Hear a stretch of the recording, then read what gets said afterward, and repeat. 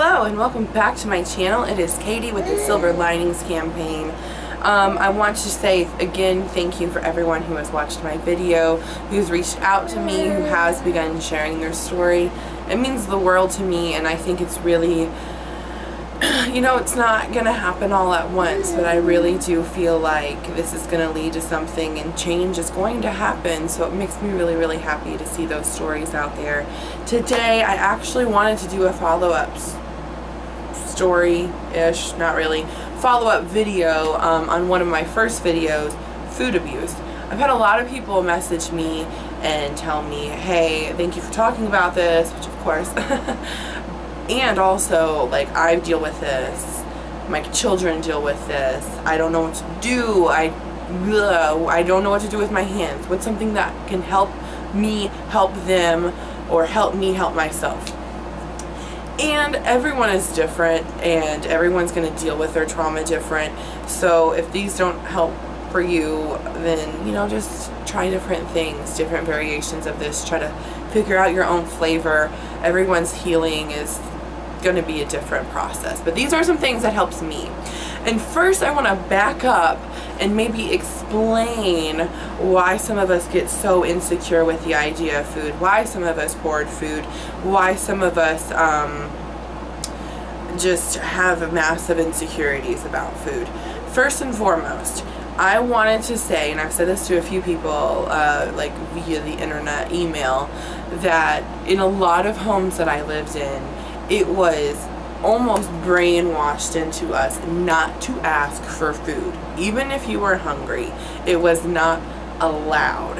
And this happened in a few homes of mine, and I've heard this happening. So I would not be at all surprised if some of you who are reaching out to me who have younger children who are hoarding food, or they just are, it's manifesting itself in different ways. I could very easily say that they might have gone through that as well. Like this, I still suffer with this, which, I mean, I've been out of the system 4 or 5 years now. It's not gonna go away like that. It didn't happen like that. But one thing that I seriously struggled with was going to bed hungry. As soon as I got out of care, like, it did not, and it does not occur to me if I'm in bed trying to go to sleep and I can't go to sleep because my stomach is growling, it does not occur to me to get out of bed. It was just because I was trained. If you're hungry before bed, you're just gonna have to wait till the morning. And still, as a grown adult, I still struggle with this. I still, literally, like 2 weeks ago, was laying in bed and it was like 2 o'clock in the morning. I would prefer not to have this. I will keep this, my water, and you can have this bunny. How about that? There you go. I still struggle with this. Literally 2 weeks ago, I was laying in bed, and it was 2 o'clock in the morning, and I could not fall asleep, and I was like, ugh. And it just occurred to me that my stomach was aching because I had forgot to eat dinner, and I was starving.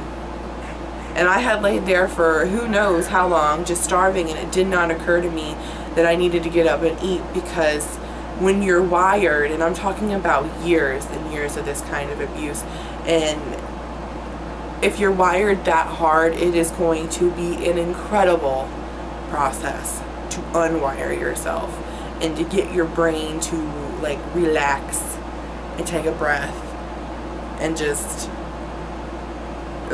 So I wanted to give a little bit of a deeper perspective of how it has affected me.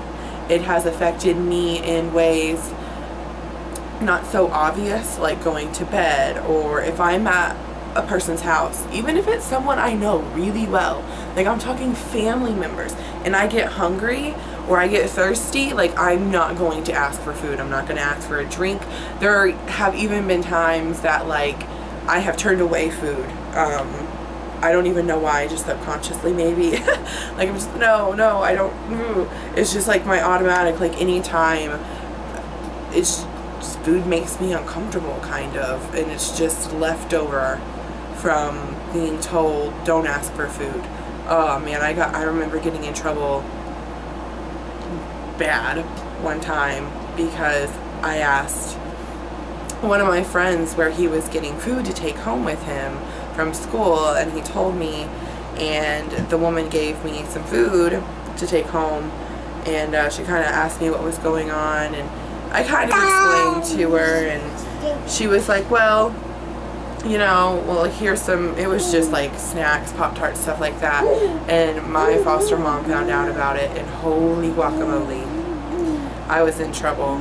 But in this home, we weren't allowed to eat when we were hungry, so I was just trying to, even as a kid, figure out how I could feed myself when I was hungry, and that doesn't go away when you get to a home that does feed you. I've had many people reach out to me and say, why do my kids act like they're starving all the time when there's food everywhere? They could be doing what I was doing, and just because there's food in front of you. I lived in so many homes that had food out the wazoo. It was busting out. There was food wasting because it wasn't being eaten, and I was still hungry all the time. Just because food is right there does not necessarily mean it's going to click to someone.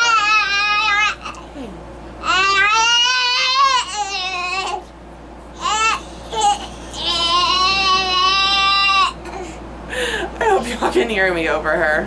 My voice carries, as they say, so I think it will. But they could be suffering from pretty much what I have suffered from.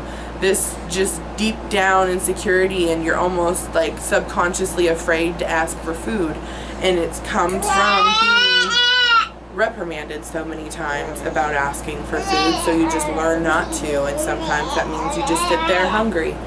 Things that helped me was just either asking myself, am I hungry, or keeping snacks around me. Like seriously, I would just have like fruit, or I made granola a whole lot, almonds, raisins, anything that was non-perishable that I could just like throw in the drawer, in the side table or something like that. So if I was hungry, I could pretty much just train myself to not be hungry and just eat a little snack and then go to sleep, so I'm not on a completely empty stomach, or eat a snack when I'm hungry, just instead of being hungry until the next meal.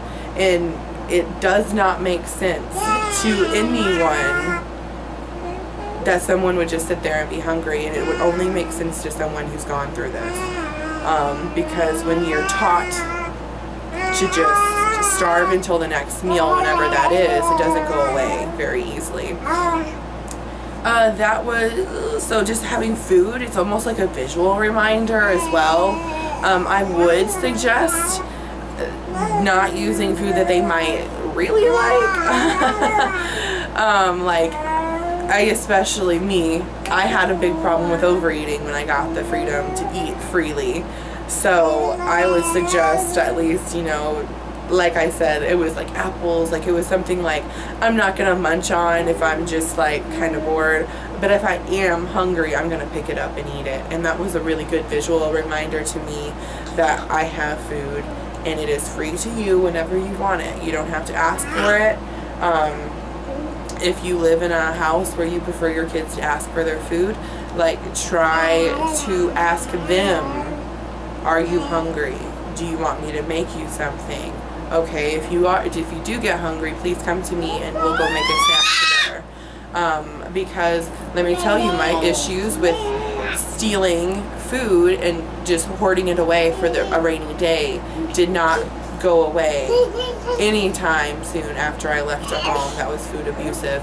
Even if the home was feeding me well and I was very well fed, and I knew that, it is deep, deep, deep ingrained in some of these children that you could be and you might be hungry again. So again, it's a long, long, long process, and I will say I am so happy and I'm so thankful that every single person who has reached out to me has been very supportive of their children, and they haven't acted like it was a negative thing or like it was something that needed to be punished. Which is great, because honestly that's how it was treated with me. I was treated as if I remember like people ask me, why do you do this? Like, you don't need to do this. Like acting as if I was acting maliciously, when in reality I wish someone would have been thinking about why it was happening instead of just reacting negatively. And it really, really refreshes me and gives me a lot of hope. Every single person who has reached out to me, which has not been hundreds, but like 10 or 12, about a dozen people have reached out to me to say that their foster children go through this. And every single one of them is like, you know, I do everything that I can to make them understand they have plenty of food and this still happens. What can I do to help them? Nobody is frustrated and getting angry and acting like it's a bad thing. And that just makes my heart really, really happy, because those are the kids that are going to be able to start healing before they turn 18 and before they're 18 years old and they're expected to be a functioning part of society. That's a whole other video. The whole age out, nobody's teaching anyone process. That's a whole different video. I think that's all I have to say about food abuse. Again, if you have any questions about it, go ahead and message me. You can message me. I believe you could just drop like a comment on here and it'll come to me. You can message me on Facebook. You can find me on Instagram, any of the social, Snapchat, under Katy Huntis, Katyhuntis.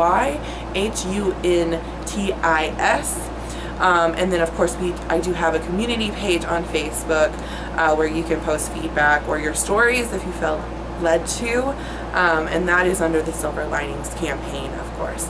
That is all I have to say today, so we will see you next time. Bye!